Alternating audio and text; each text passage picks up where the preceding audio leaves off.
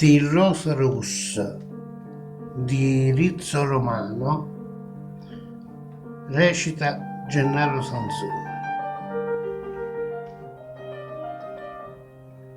Sti rosa rossa che da gerriavata e guarda stiendo con una faccia appesa, tutto bene una volta ti scordata, la passione in tuo cuore se n'è scesa.